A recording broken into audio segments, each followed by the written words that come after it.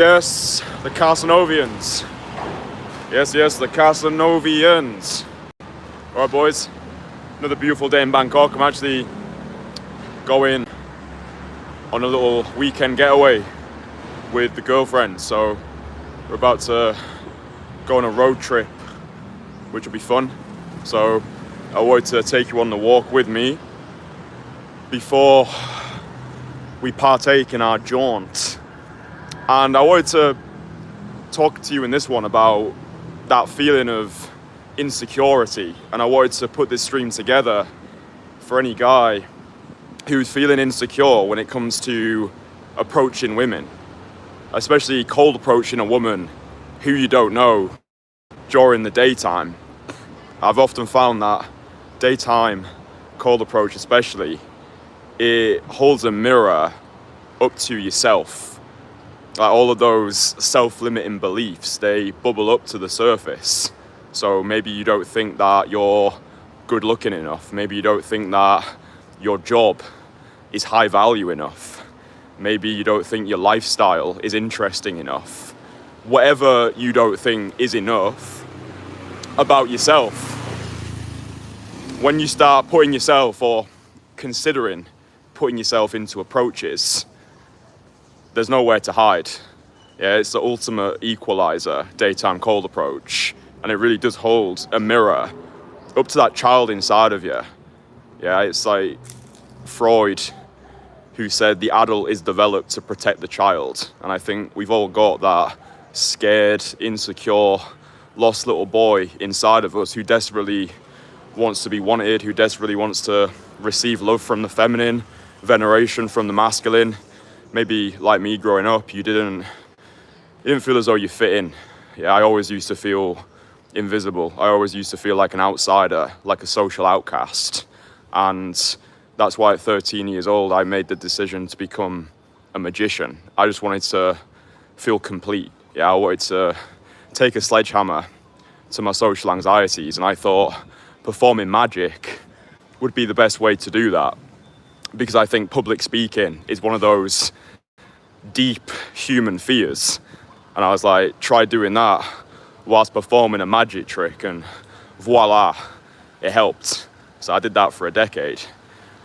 But I don't know about you, man, but I've always gravitated towards insecure thoughts. I don't know if it's the way that I'm wired. I don't know if it's my genetic disposition, but I always find myself, I almost take pleasure in feeling insecure about things. I've got a lot better at it, but I notice that negativity can be very addicting. And I remember when I was 13, 14 years old and I started watching porn on the internet, and then that opened up this cascade of self-limiting beliefs. Yeah, I'd be watching these guys on the screens with the gargantuan slongs and the aesthetic Adonis physiques and, you know, all of that stuff that I think somebody that age doesn't actually need to consume. So after watching all that content, I remember just feeling riddled with self-limiting beliefs. And then all of these self-limiting beliefs that I had as a young kid, they got channeled into my early relationships with the feminine. Like I used to struggle with performance anxiety. Because I was watching so much porn, I felt as though I needed to be a stallion in the sheets in order to receive the love from the feminine that I didn't really have as a child growing up. I had quite a dysfunctional upbringing, and it's not a blame game, it's just a name game. Yeah, my mum struggles a lot with her own mental health and mental well-being. She was working multiple jobs so she could support me and her, and it was a difficult situation. And I think growing up I always associated the feminine figure with fear, and then that planted a lot of people-pleasing tendencies inside of me, especially around women. And you can see it as well in the early, we'll call them in-field conversations on this channel. So I'm really happy that I've documented my entire process on this channel, so you can go back and watch the early conversations that I used to have, and you can see the scared, insecure, lost little boy in those conversations. So I used to hide behind humor a lot. I used to hide behind humor. I used to have those perpetually platonic conversations because I was scared of rocking the boat or being provocative or being polarizing, because I think that harkened back to the scared little kid who was scared of getting told off by his mum if she'd had a particular stressful bad day at work. So I think most of these self-limiting beliefs and insecurities, they do stem in childhood. And again, the adult is developed to protect the child. And that means you, yeah? So by being a parent to ourselves, by understanding that we do have that wounded warrior within, that's just been a mindset that's really helped me. So when I was first learning cold approach, I would speak to myself like I was a parent to myself. Yeah, so whenever I had those insecurities, whenever I was getting cascaded with those self-limiting beliefs, whenever I saw a girl that I wanted to talk to and I started to experience failure in advance, I just talk to myself. Yeah, I'd be like a dad to myself, because I didn't have a father figure growing up. So my mum and dad got divorced when I was 5 years old. So I never had that masculine role model in my life. And I'm an only child as well, so there was no siblings to quote unquote show me the way. And maybe you can relate with that as well. Maybe you didn't have a masculine role model in your life growing up. So I do think being kinder to yourself is important, because if you're anything like me, nobody teaches you how to be a man. Yeah, nobody teaches you how to do any of this stuff. Nobody teaches you how to find your way in the world. If you look at the education system, I can only speak on behalf of the UK, but the way that I perceive it is it's all designed to get you ready for the worker bee system. Yeah, at 5 years old, you're told what to wear, where to sit, put your hand up if you've got a question. Like at 8 years old, they're asking you what you want to be when you grow up. They're not really bothered about the individual. They're just worried about getting a good grade for Ofsted. And then you just get funneled into a system that doesn't really care about you as an individual. And it's like, you grow up thinking you want to be a banker. And it's like, is that what you want? Or is that what you've been brainwashed into thinking you should want to want? So I think having more compassion for ourselves, because the reason why I use the mantra freedom from bullshit, and the reason why I say to you boys, I'm not a dating coach, I'm not a day gamer, I'm not a pickup artist.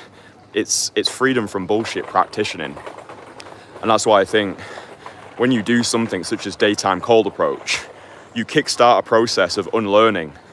Yeah, not learning anything new, but actually relearning what's already authentic to you. That's why I love this process so much. That's why I love doing things which are unorthodox and things which scare me. So at 13 years old, became a magician. 18 years old, I did my first couple solo skydives. 23 years old, did my first direct cold approach on the 4th of July 2020 in the Merrion Centre in Leeds. Most recently, I've started taking up Muay Thai. I actually had like a semi fight yesterday. It was actually so good. Dude, I've got bruises everywhere. I've got like scratches. Fucking I shit myself. Fucking dog wants to get at me.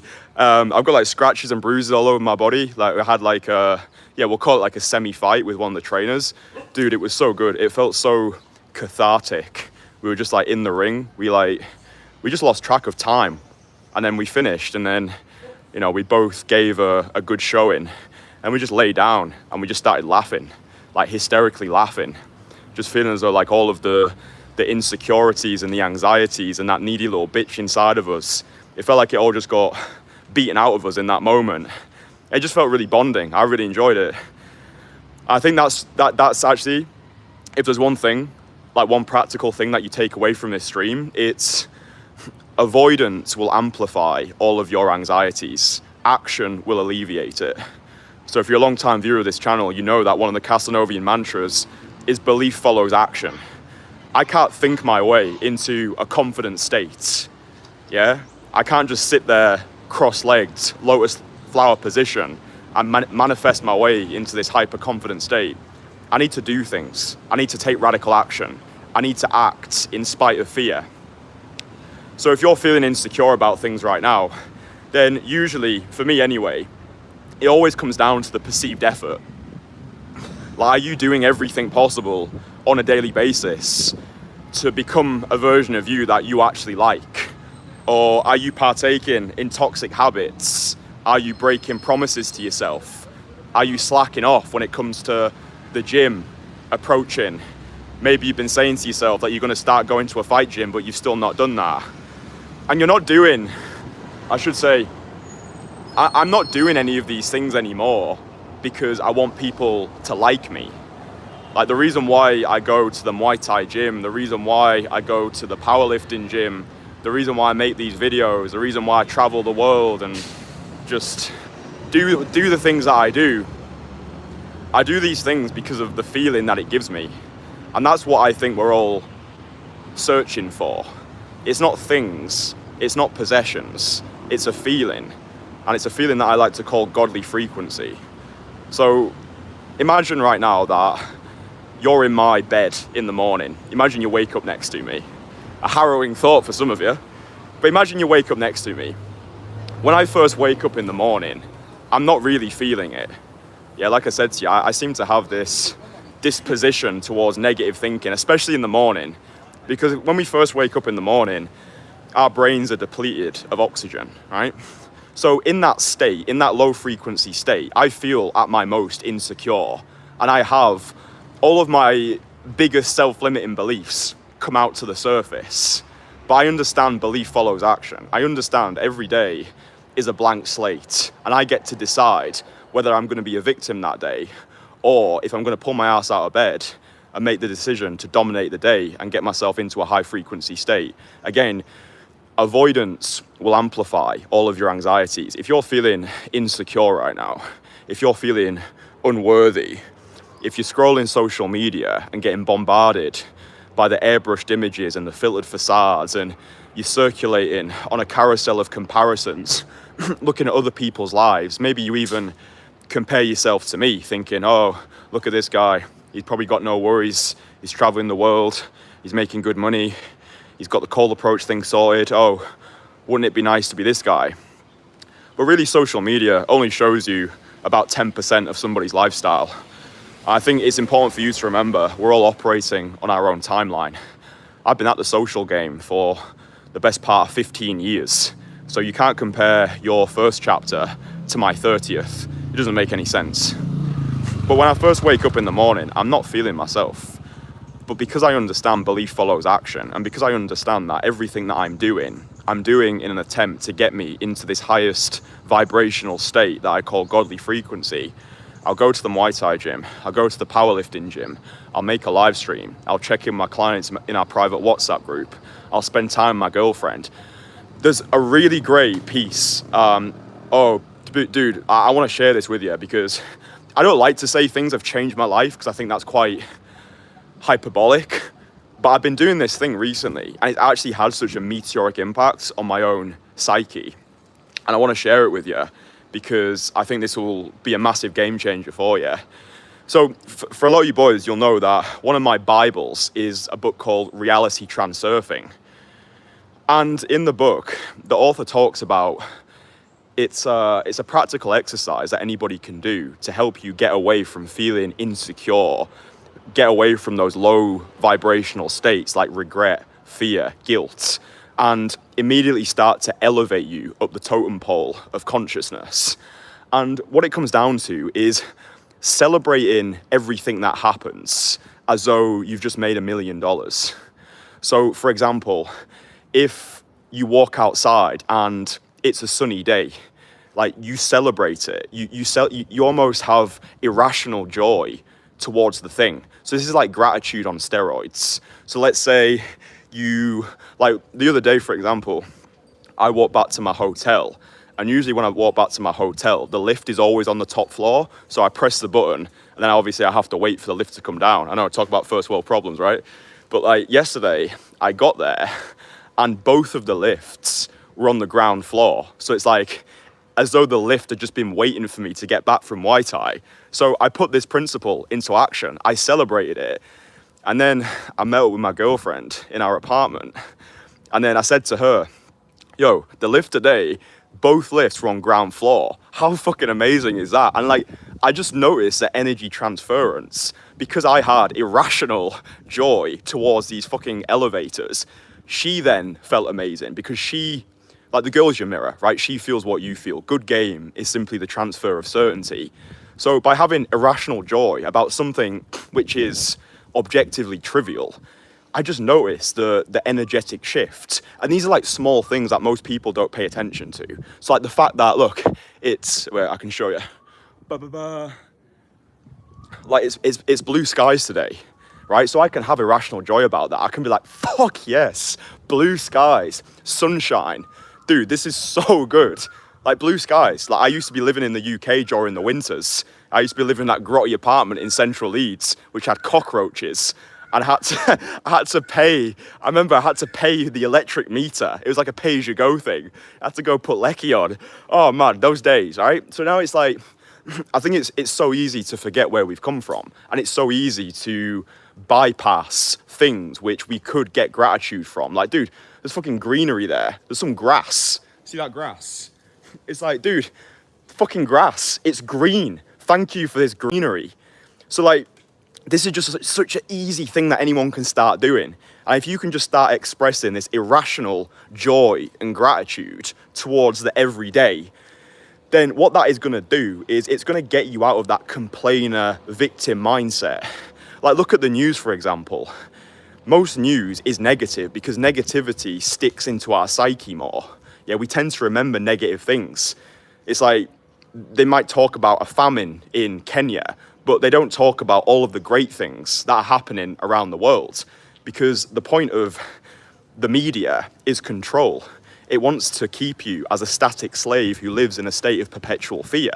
Like you'll never see news broadcasts where every single story is positive. They don't want that, because then that gives you optimism for the future. It's harder to control a mind which is in joy. It's easier to control minds which are in fear. So if you understand you've got full sovereignty and full dominion over the way that you think, if you can start expressing irrational joy towards the everyday, blue sky, grass, the elevator was on ground floor. Oh, I didn't die today. Fuck yes, that's a win. And then you say it with energy as well. It is a game changer. Just start trying it for yourself. Just start doing it. Even if you don't believe it, again, belief follows action. Just prioritize the behavior and the belief will follow. And I think the other thing that I wanted to say about feeling insecure, especially when approaching women, is you don't know what she's into. Yeah, a lot of guys, and myself included, I think we have been brainwashed by the brain dead into thinking that we need to be these personifications of perfection just so we can feel worthy about ourselves when approaching the feminine. But it's a complete pile of horseshit. All this nonsense online. Looks, money, status. Oh, dude. Oh, you want to get a girlfriend? Oh, you just need to mew more. You need to start looks maxing, bro. Oh, it's all about looks. It's all about your jaw. It's all about your height. I honestly have so much empathy for young men because they're being shoveled massive piles of horseshit, and it's causing a lot of guys to mentally check out from the dating game, when as soon as you understand, all it really comes down to is having a big set of balls and operating from a place of wholeness rather than from a place of lack. Meaning that once you start going out there, putting your balls on the line, starting doing some direct cold approach, rather than doing it to get phone numbers, get dates, get happy endings, every approach that you're doing, you're investing into an identity of the version of yourself who you want to embody. And every time you do that approach, you start to radiate this action taker aura where your energy starts to become more compelling. People start treating you differently because you become more of a risk taker. You start to take more bold action. And once you've done that 100 times, because I say to you boys, it takes about 100 direct call approaches to start to develop proficiency. And you want to get these done ASAP as well. Like, don't spread them out over 3 or 4 years. You're not going to have the same impact. Aim to get 100 direct call approaches done in a week, in 2 weeks, in 3 weeks, 4 weeks max. And then once you've done those approaches, you're going to have more of this balls. Yeah, you're gonna have more of this action taker aura. And then when you start to become an active player rather than a static spectator, when you actually become fluent in the language of women, you'll realize that, and this is one of my favorite quotes from Zan Perion. He said, men become aroused through their eyes, women become aroused through their ears. Now, there's a lot that we can draw from that quote, but mainly what it speaks to is women's attraction triggers are much different compared to men's.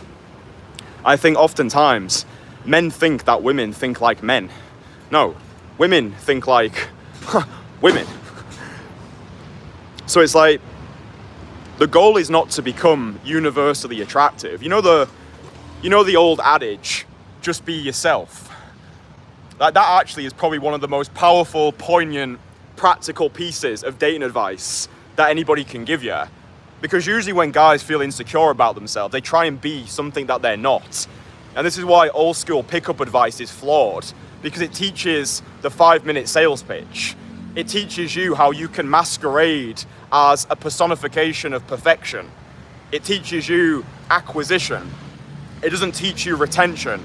It doesn't teach you how you can become the version of yourself who can not only get women, but can also keep women. So you don't need to focus on doing the 5-minute sales pitch. You don't need to worry about learning lines or learning routines or push, pull, vibe, stack, neg. Has she hooked yet? If that doesn't feel congruent to you, then eventually the mask is going to slip. And this is why most people fall into relationships with strangers. So you don't need to be universally attractive. The way that I play the game, the way that I teach to my guys is we're going out there to find our fuck yeses. Yeah, I don't believe in the one, but I do believe in soulmates. I believe that there are women who have been put on this earth specifically for us. And it's our job as men to find these women. So when you're going out there and you're doing your hashtag cold approaches, you're not trying to get every woman. Instead, what you're doing is you're developing a skill which will allow you to approach on autopilot. And then when you see one of your women who walks on by, you're going to have zero hesitation to go over and start a conversation with her. And for me, I know within the first few seconds if she's a fuck yes. And if she's not a fuck yes, then she's a fuck no. So you don't need to be insecure when you understand that there are already women who are going to love you, who are going to love you exactly as you are right now. That doesn't mean don't work on yourself. That doesn't mean slack off and be a lazy wanker thinking, oh, well, I just need to wait for my women to come to me. Nah, like you go to the gym, you do your combat sports, you do your 100 direct approaches, you travel the world, you get a nice tan, you get a better body, you make more money. But you do all these things because it raises your frequency. You're doing all these things because it makes you feel good as a man to do it. And then when one of your women walks past you, you're going to operate from a place of wholeness rather than from a place of lack, because you've got that perceived effort. You know you've been putting the reps in. You know you've been doing everything within your power to become the most fuckable version of yourself, externally or internally. So then when you see her, you're going to be able to experience success in advance, rather than getting paralyzed with fear and thinking, I'm not enough. Why would a woman like her ever want a guy like me? It's, yeah, fuck yeah. Let's go over and see if this is one of my girls. Let's go over and see if this woman is interesting enough for me to want to invite her into my reality. And this is the way that we can choose to perceive the game, because nothing's real. Perception's reality. Even if it's not true, we make it true by believing in it. So the way that we win this game is not about presenting ourselves as something that we're not. It's not trying to become universally attractive and trying to be everything to everybody. The goal is simply to become a something for the right somebody. And we do that by making sure every single day we get ourselves into the highest frequency state possible.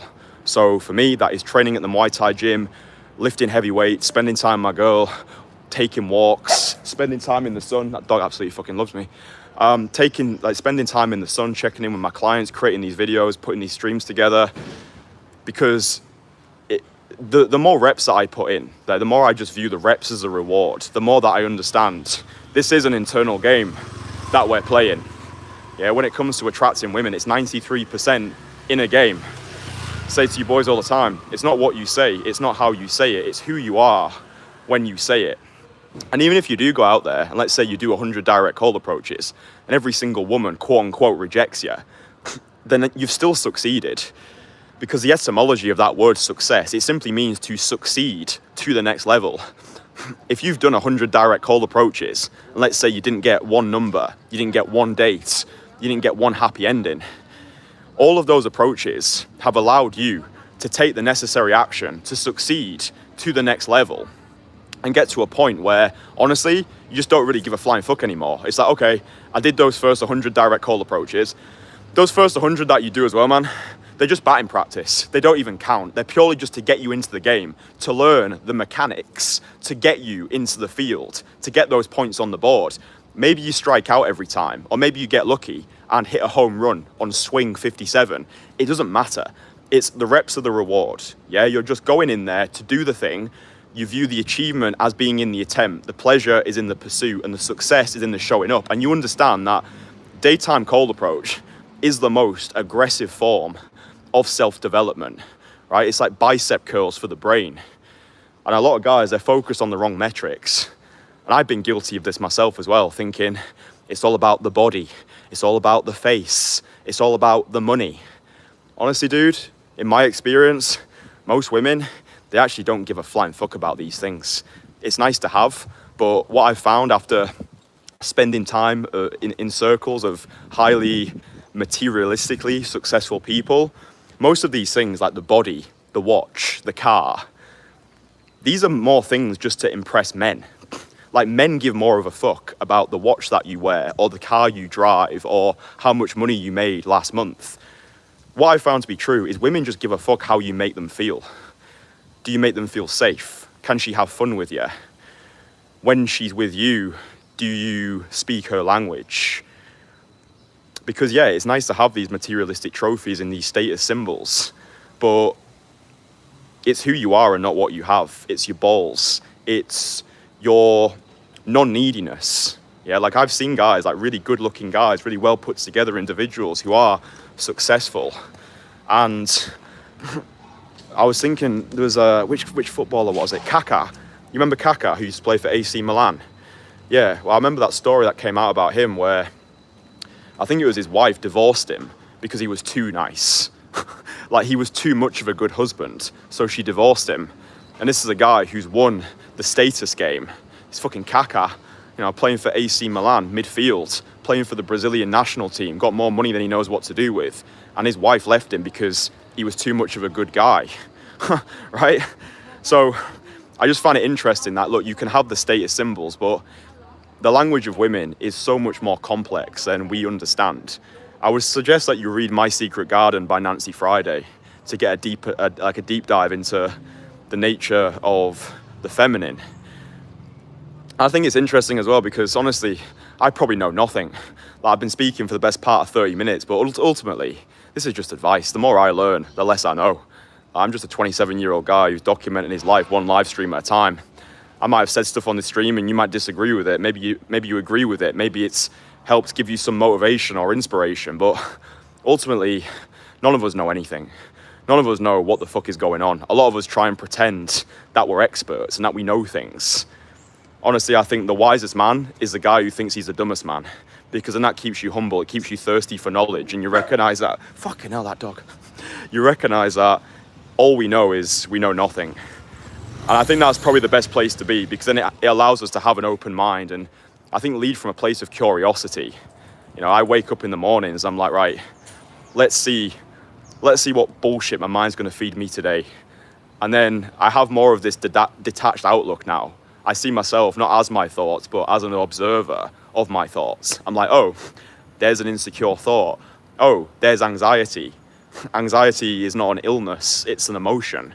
So I can just recognize it, I can let it be there. That's actually a great question to ask yourself. Can I be with this? Yeah. So you might see a girl, you might see an opportunity, you might start to think about making content on social media, but you start to get those self-limiting beliefs flooding through your brain. Okay, that's fine. Can I be with this? Does this define me? Can I take action regardless of the feeling? So I think once we start to take control of our own minds, we recognize that nothing is real. We start to shut off the noise. We stop consuming negative media. We stop consuming content that doesn't make us feel good as individuals. We become connoisseurs of content. We focus on getting ourselves into a high frequency state. We do those first 100 direct call approaches, viewing the reps as a reward, understanding that belief follows action. And once you've done 100 direct call approaches, you are going to become a deadly weapon in the sexual marketplace. The sexual marketplace. I think that's nice, isn't it? But I think as soon as you understand that this is an internal game and we are chasing feelings, we're not chasing people, possessions, or places. It's the sensations attached to the things that we want. The woman, the body, the penthouse. We want that sensation, yeah? But the kingdom of God is already within you. You've already got access to all of those feelings. Belief follows action. So if this has been useful, boys, drop it a like. Tells me that you enjoy it. I'm going to go meet up with my girl now, and we're going to go on our road trip. I'll probably start making some live streams by the beach. I think that'll be nice. But yeah, drop the live stream a like. If you want to work with me directly, one-to-one, there's a link below. And you can download my free course as well. I'll link everything in the description. All right, boys, I love you all very much, and I will speak with you again soon. Mwah!